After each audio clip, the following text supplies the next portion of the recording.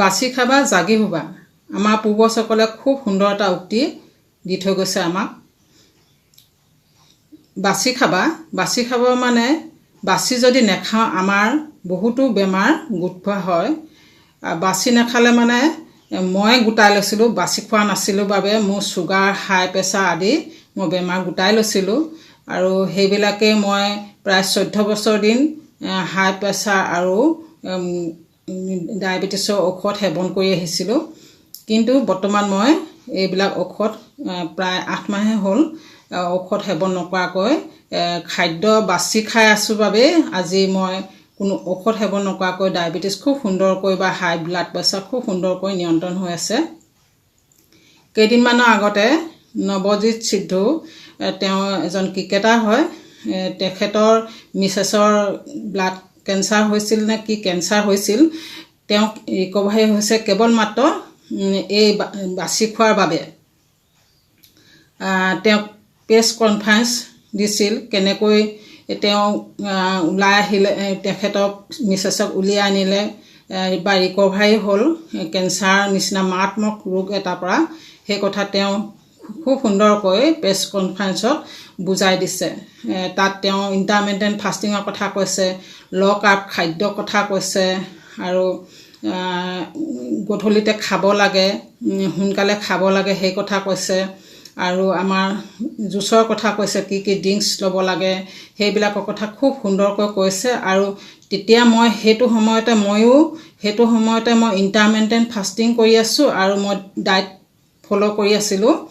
Balance ডায়েটটো follow' কৰি আছিলোঁ আৰু সেই ভিডিঅ'টো চোৱাৰ পিছত মোৰ এনে লাগিছে যেন মোৰ কথাবোৰকে তেখেতে কৈছে মই এতিয়া ডায়েবেটিছ ৰিভাৰ্ছ কৰিছোঁ আৰু হাই ব্লাড প্ৰেছাৰ নিয়ন্ত্ৰণত আছে মোক কোনো ঔষধ সেৱন নকৰাকৈ সেইটো কথা তেতিয়া তেখেতে যেতিয়া প্ৰেছ কনফাৰেন্সত কৈ আছিল তেতিয়াও মোৰ তেনেকুৱাই লাগিছিল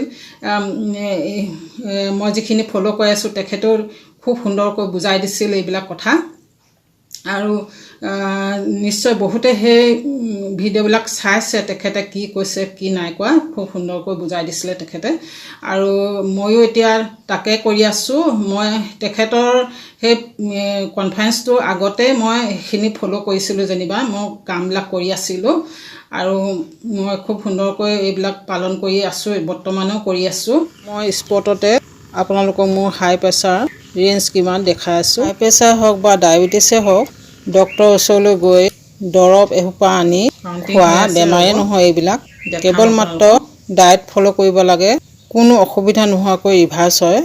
মই এইটো ডিজিটেল লৈছোঁ ডিজিটেল মিটাৰত হাই প্ৰেছাৰটো অলপ বেছিকৈ দেখায় বহুতে কয় ময়ো তেনেদৰে ভাবোঁ অলপকৈ বেছি দেখায় মেচিনটো চাইলেণ্ট হৈ থাকিব কোৱাৰ বাবে মই চাইলেণ্ট হৈ আছোঁ কথাবিলাক ৰেকৰ্ডিং কৰি আছোঁ আপোনালোকে মোৰ ভিডিঅ'বিলাক চাব কি ডায়েট ফ'ল' কৰিব লাগে সেই বিষয়ে নিশ্চয় কিছু হ'লেও আভাস পাব Thank you. Your blood pressure is systolic pressure 136 millimeter of mercury pillar. Diastolic pressure 76 millimeter of mercury pillar. Your pulse is 76 beats per minute. Measuring result is normal. Normal বুলি কৈছে ওপৰটো আছে 136 আৰু তলতো আছে 76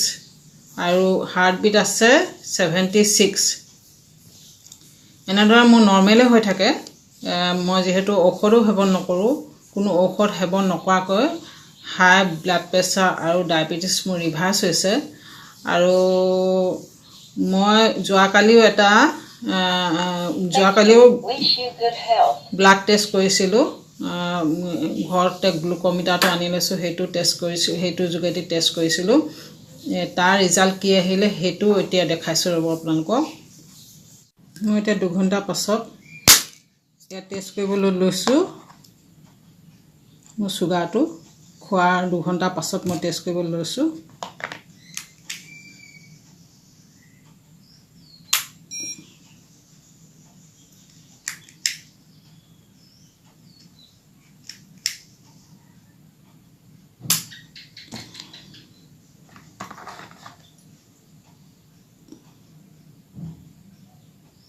ইয়াত টেষ্ট কৰিবলৈ লৈছোঁ এইটো গ্লুকোমিটাৰ হয় ঘৰতে টেষ্ট কৰি লওঁ 113 চাওক দেখিছে নহয় আপোনালোকে 113 ওলাইছে মোৰ ডায়েবেটিছ এইবিলাক কেৱল সম্ভৱ হৈছে মোৰ ডায়েট ফ'ল' কৰিছোঁ যিটো ল' কাৰ্বহাইড্ৰেট ডায়েট মই ফ'ল' কৰি আছোঁ বৰ্তমান যিটো ডায়েটে মোৰ ৱেইটো লছ কৰিছে 3 মাহত 14 কেজি ওজন লছ হৈছে কমিছে আৰু লগতে মোৰ হাই ব্লাড প্ৰেছাৰ বা ডায়েবেটিছ ৰিভাৰ্ছ হৈছে কিন্তু এইটো নহয় যে মই আকৌ মোৰ ৰিভাৰ্ছ হৈছে হয় এইবিলাক কিন্তু যদি মই যধে মধে খাই দিওঁ তেতিয়া মোৰ ৱেইটো বাঢ়িব লগতে মোৰ হাই ব্লাড প্ৰেছাৰ বা ডায়েবেটিছ এই দুইটা আকৌ হৈ যাব সেইকাৰণে গোটেই লাইফ টাইম ডায়েট ফ'ল' কৰিব লাগিব খুব সুন্দৰ ব্যৱস্থা আছে ল' কাৰ্বহাইড্ৰেট খাদ্য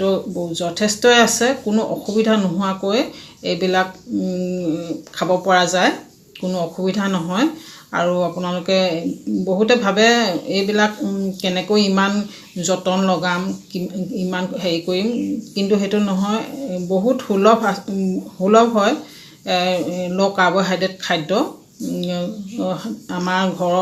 ঘৰতে থাকে যিবিলাক কেৱল মাত্ৰ আমি ভাত আৰু ঘেঁহু আটা ৰুটিটো মই সিদিনা ভিডিঅ' এটা দিছিলোঁ